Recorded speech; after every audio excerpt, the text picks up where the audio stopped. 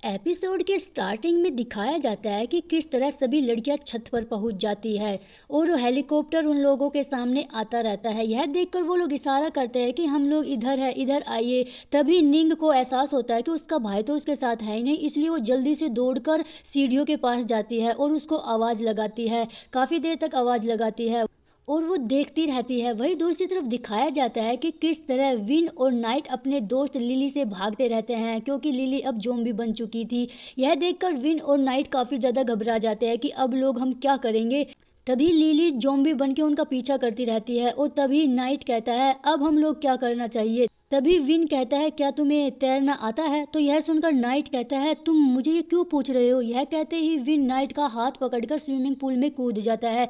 जैसे ही वो लोग स्विमिंग पूल में कूदते हैं उनके साथ लिली भी कूद जाती है और वो काफी अंदर स्विमिंग पूल के नीचे बैठ जाते हैं। लिली को तैरना नहीं आता था, इसलिए वो काफी ज्यादा तड़पती है और उसकी सांसें रुक जाती है और वह बेहोश हो जाती है। दूसरी तरफ दिखाया जाता है कि किस तरह जीन अपने भाई पाऊ को छोड़कर नहीं जाता है और कहता है मैं तुम्हें छोड़कर नहीं जाऊंगा। तभी पाऊ कहता है मैं मरने वाला हूँ, कहीं मैं तुम लोगों को चोट ना पहुंचाऊं। तभी जिन कहता है तुम बच जाओगे।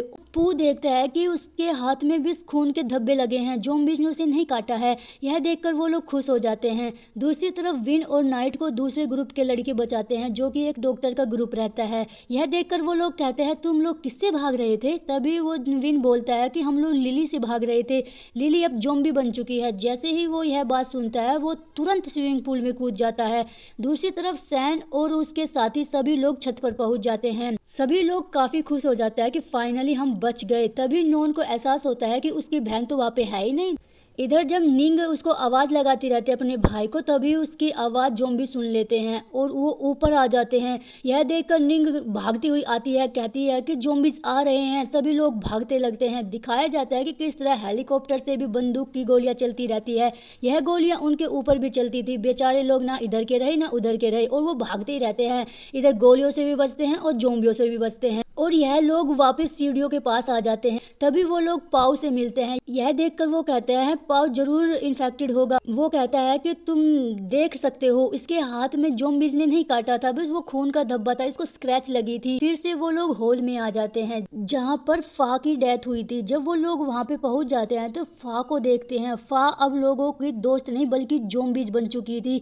यह देखकर पाऊ सबसे ज्यादा घबराता है क्योंकि आखिरी में पाऊ ही था जो फा को देखता रहता है। यह देखकर प्राऊ भी घबरा जाती है और सभी लोग सोचते हैं कि अब हम लोग क्या करेंगे। वहाँ वो आती रहती है, वो लोग हमला करने की कोशिश करते हैं पर यह लोग डर जाते हैं और कहीं ना कहीं इनके अंदर यही ख्याल रहता है कि यह मेरी दोस्त है, हम लोग इसे कैसे मार सकते हैं। तभी वहाँ पर अर्थ और मैक की गैंग आ जाती है।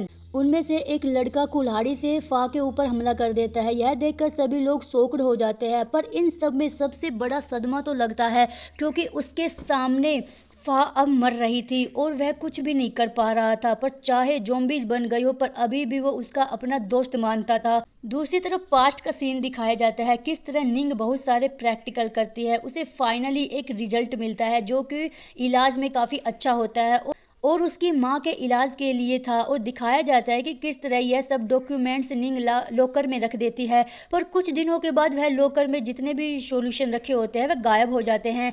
यही बात सोचकर निंग प्रोफेसर से लड़ती है और कहती है आपको क्या लगता है कब तक हम लोग यह बात लोगों से छुपाते रहेंगे, कब तक लोगों को नहीं पता चलेगा कि इतनी बड़ी सीक्रेट बीमारी चल रही है। यह सुनकर प्रोफेसर कहते हैं तुम्हें चिंता करने की कोई जरूरत नहीं है, मैं जानता हूँ तुम बहुत गुस्सा हो और तुम में गुस्सा होना लाजमी है क्योंकि तुम इतने दिनों तक अपनी माँ का इलाज नहीं ढूंढ पाई हो, पर मुझे लगता है कि हम लोग जल्द से जल्द कोई ना कोई रास्ता जरूर ढूंढ पाएंगे। तभी निंग कहते हैं मैं क्या करूं। तभी प्रोफेसर कहते हैं हम लोगों का बस यही काम है कि हम लोग जल्द से जल्द सही समय पर एक वैक्सीन तैयार कर दे जो कि बीमारी से वो बच पाए और तुम्हारी माँ भी इस बीमारी से बच पाए। यह देखकर निंग कहते हैं हम लोग यह कैसे कर सकते हैं। यह देखकर प्रोफेसर कहते हैं फोकस करो। जब निंग गुस्सा होकर वहां से चली जाती है तभी प्रोफेसर के बाद प्राऊ आता है और कहता है मुझे सच सच बताना कहाँ तक आप लोगों का काम चला है, क्या आप लोग यह वैक्सीन बना पाएंगे। तो प्रोफेसर कहते हैं हम और निंग यह काम कर रहे हैं। प्राऊ कहता है मुझे नहीं लगता कि आप यह कर पाएंगे।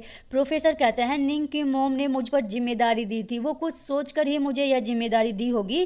प्राऊ कहता है कि मुझे लगता है प्रोफेसर ने आपके ऊपर कुछ ज़्यादा ही जिम्मेदारी रख ली थी, मुझे नहीं लगता कि आप एक वैक्सीन तैयार कर पाएंगे क्योंकि जॉय की तबीयत दिन पर दिन बहुत ही ज़्यादा खराब होती जा रही है।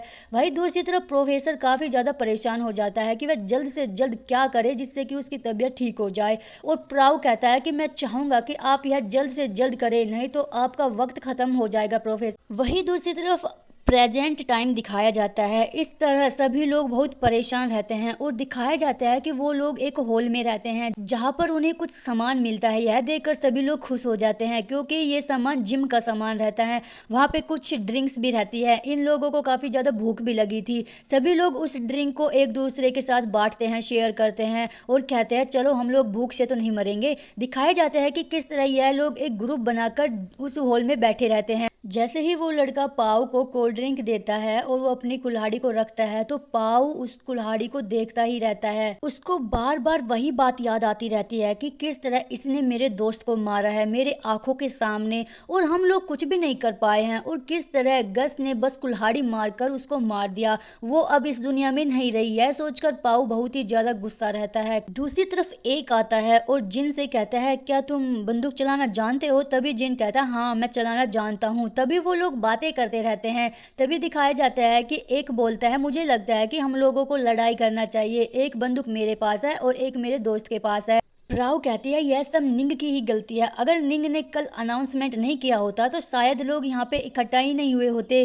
क्या तुमने कल नहीं सुना? अगर अभी लिली जिंदा होती तो शायद हम लोगों को गवर्नमेंट मारती नहीं बल्कि हम लोगों को बचाती, क्योंकि लिली के जो डैड है वो मिलिट्री में है। जरूर वो अपनी बेटी को बचाते। यह सुनकर सैन कहता है अब बस करो, तुम एक दूसरे पर इल्जाम लगाना बंद करोगी? यह सब इसी की गलती है। अगर निंग कल अनाउंसमेंट नहीं करी होती तो शायद यह सब होता ही नहीं। यह दोनों में बहसबाजी होने लगती है। इनके पास अब कोई रास्ता ही नहीं बचा कि यह किधर जाए, क्योंकि एक तरफ अगर ऊपर भी जाते तो गवर्नमेंट इन्हें मारता है, अगर ये दूसरी तरफ जाते हैं ज़ॉम्बीज इन्हें मार लेती है। दूसरी तरफ एक कहता है क्या तुम लोगों के पास ज़ॉम्बीज की कोई रिकॉर्डिंग है? तो नॉन कहता है हाँ। तभी ये लोग ज़ॉम्बीज की रिकॉर्डिंग देखते हैं और दूसरी तरफ प्रोफेसर कोई ना कोई समाधान ढूंढ रहे थे कि कोई ना कोई समाधान तो मिल जाए जिससे कि यह इसका इलाज मिल जाए। तभी उन्हें प्रोफेसर निंग की मोम के कुछ फोटो मिलते हैं जिसमें जेलीफिश की फोटो रहती है। यह देखकर वो शॉक्ड हो जाता है। और जेलीफिश एक ऐसा जीव है जो अपने आप को पुनर्जन्म करती है, यानी कि जेलीफिश का एक भाग अगर कटता है तो फिर से जीवित हो जाती है। और यही बात प्रोफेसर को पता चलता है। प्रोफेसर तुरंत प्राव को फोन लगाते हैं और कहते हैं मुझे जल्द से जल्द एक चीज चाहिए, क्या तुम ये ला सकते हो? दूसरी तरफ दिखाया जाता है कि ये लोग लड़ने के बाद यह फैसला करते हैं क्यों ना आज हम लोग जाए और पता लगाए कि ज़ॉम्बीज क्या कर रहे हैं, क्योंकि हम लोगों ने कल देखा था कि वो कुछ तो कर रहे हैं। ऐसा लग रहा था कि उनका कोई मास्टर है, ज़ॉम्बीज का मास्टर है जिसकी वो बात मानते हैं। अगर हम लोग एक लीडर यानी कि ज़ॉम्बीज के लीडर को मार देंगे तो यह सब कुछ खत्म हो जाएगा।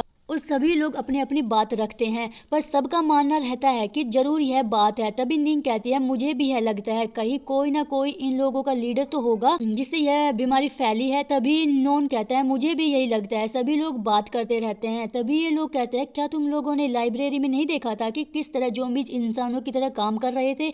ऐसा लग रहा था कि जैसे उन्हें कोई कंट्रोल कर रहा था।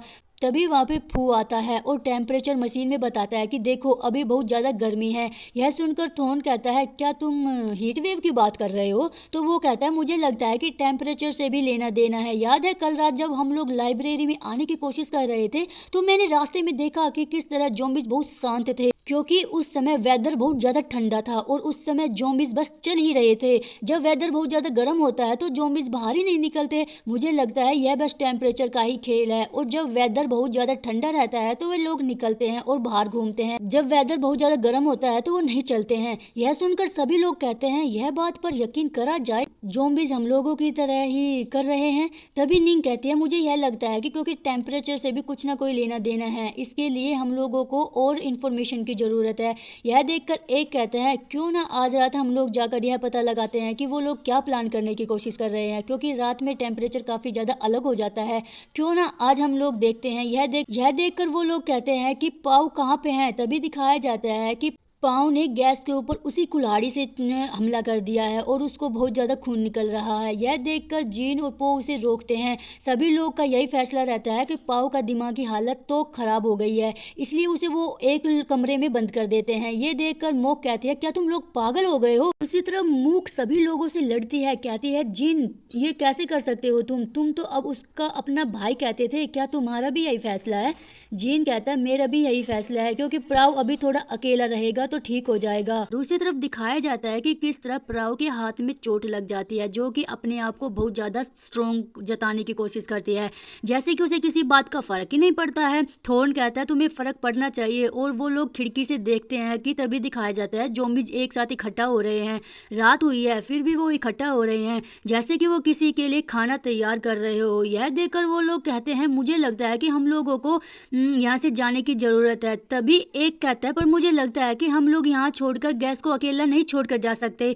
नोन, तुम भी हम लोगों के साथ जाओ। पर नोन की जब बात आती है तो उसकी बहन कहती है कि मेरा भाई नहीं जाएगा। तभी नोन कहता है, तुम्हारा भाई जाएगा क्योंकि उसी के पास कैमरा है। तो ठीक कहता है, मैं जाऊंगा। तो कहता है, क्या तुम पागल हो गए हो? यह खतरे की बात है। क्या तुम्हें लगता नहीं कि तुम वहां पर जाओगे तो तुम पर भी हमला हो जाएगा? क्योंकि यह लोग ज़ॉम्बीज के इलाके में जा रहे थे। तभी निंग कहती है, अगर तुम्हें जाना है तो तुम जाओ, कैमरा लेकर जाओ। सैन कहता है, नोन तुम चिंता मत करो, मैं इसके साथ जाता हूँ। तभी दिखाया जाता है कि किस तरह कोर्ट जाते वक्त अर्थ को बंदूक देकर जाता है और कहता है, बंदूक लिए रहो। दूसरी तरफ दिखाया जाता है कि किस तरह प्रोफेसर एक लेडीज को बताते हैं कि क्या आप मेरे साथ इस प्रोजेक्ट में हिस्सा लेना चाहेंगे? यह प्रोजेक्ट एक सीक्रेट मिशन है और अगर आप इस प्रोजेक्ट में हिस्सा लेंगे और आपको बहुत पैसा मिलेगा। अगर आपको यह वैक्सीन लगेगी तो आप डॉक्टर के पास नहीं जा सकती, चाहे आप जितने भी बीमार हो। और यह सब जीन देखता रहता है क्योंकि उसका कुछ सामान रह गया था तो वो लेने आया था। किस तरह वो सभी वर्कर्स रहते हैं जो कि काफी ज्यादा करीबी रहते हैं और प्रोफेसर इन लोगों के ऊपर एक एक्सपेरिमेंट करता है। दूसरी तरफ जीन नहाता रहता है तो यह सब सोचता ही रहता है। तभी मूक जिन के पॉकेट से वो चाबी निकाल कर ले जाती है जो कि प्राव के कमरे में बंद रहता है। दूसरी तरफ दिखाया जाता है कि सैन नोन से कहता है कि ये बहुत भारी है, मुझे दे दो। तभी वो कहता है कि अगर वो मांग रहा है तो दे दो ना। तभी एक कहता है, ध्यान से यह बात सुनो, अगर एक गलती हुई तो हम लोग तो गए। यह बहुत ज्यादा टफ मिशन है, तो मुझे लगता है कि सब लोगों को सावधान रहने की बहुत ज्यादा जरूरत है। दूसरी तरफ मूक पाव के कमरे में जाती है और उसे बहुत ज्यादा समझाती है। तभी पाव कहता है, क्या तुम मुझे अकेले मिलने आई हो? जीन कहाँ पे है? तो मूक कहती है, जीन और एक वो गए हैं, सभी लोग ज़ॉम्बीज पर ध्यान रखने के लिए गए हैं। तो वो पाव को बहुत समझाने का फैसला करती है, पर पाव उसकी बातों को समझता ही नहीं है और कहता है, मुझे लगता है कि हम लोगों को मर जाना चाहिए क्योंकि हम लोग मरने के बाद भी जिंदा होते हैं। मूक कहती है, तुम पागल हो गए हो? ये कैसी बात कर रहे हो? मुझे लगा कि लोग तुम्हें बंद कर रहे हैं तो मुझे तुम पर दया करनी चाहिए क्योंकि तुम मेरे दोस्त हो, पर तुम भी अजीब बात कर रहे हो। तभी पाव मूक का गला दबाने की कोशिश करता है और बेचारी वो काफी ज्यादा घबरा जाती है। दूसरी तरफ दिखाया जाता है कि पाव जब हॉल में आता है तो वो गस को लेटा हुआ देखता है और दूसरा ग्रुप जो कि विन और नाइट के साथ रहता है, उनमें से दो लोग बहस करते रहते हैं क्योंकि इन दोनों का मानना है कि लिली अब ज़ॉम्बीज बन चुकी है, हम लोग उसे क्यों बचाए, वो हम लोगों को मार डालेगी अगर उठेगी तो। उनमें से एक लड़का कहता है, मुझे लगता है कि हम लोगों को थोड़ा ध्यान देना चाहिए, अगर हम लोग एक भी इन्फेक्टेड हो गए तो क्या होगा। दूसरी तरफ नाइट नर्सरी रूम में काम करता रहता है, इनमें से एक लड़का उसके साथ रहता है और वो कहता है कि अगर हम लोग इन औषधि का यूज करेंगे तो हम लोग लिली के ऊपर काबू पा सकेंगे। इसके अंदर काफी ज्यादा यह ऐसी चीज मिलती है जिससे कि लिली अपने होश में आएगी ही नहीं। और पता है, अगर नॉर्मल इंसान इसे खा ले, अगर एक नॉर्मल इंसान इसे खा ले तो वह पूरे दिन बेहोश रहता है और यही मशरूम बहुत ज़्यादा रेयर होती है। पता है, इसकी खेती करना भी इलीगल है। यह देखकर कहता है, क्या हम लोग इसकी कुकिंग कर सकते हैं? तो नाइट कहता है, नहीं पता, हम लोग इसका यूज लिली के लिए कर सकते हैं। दूसरी तरफ दिखाया जाता है कि ये लोग बहुत परेशान रहते हैं क्योंकि लिली को होश ही नहीं आ रहा था। कहीं ना कहीं ये लोग डर भी रहे थे, कहीं उसका ब्लड उनको लग ना जाए, सभी लोग डरते रहते हैं। लिली जब बेहोश रहती है तो उनमें से एक लड़का उसको टच करता है और कहता है, लिली अभी जिंदा है और इस बॉडी के अंदर है, उसने मुझसे बात की। तो वो कहता है कि क्या तुम पागल हो गए हो? तो इतने में ही अचानक उसको होश आ जाता है और वो लोग बहुत ज़्यादा डर जाते हैं और इसी के साथ इस एपिसोड का एंड हो जाता है। अगर आपको मेरा एक्सप्लेनेशन अच्छा लगा हो तो प्लीज़ वीडियो को लाइक शेयर एंड कमेंट जरूर करना और सब्सक्राइब भी कर लीजिएगा। Thanks for watching, bye bye.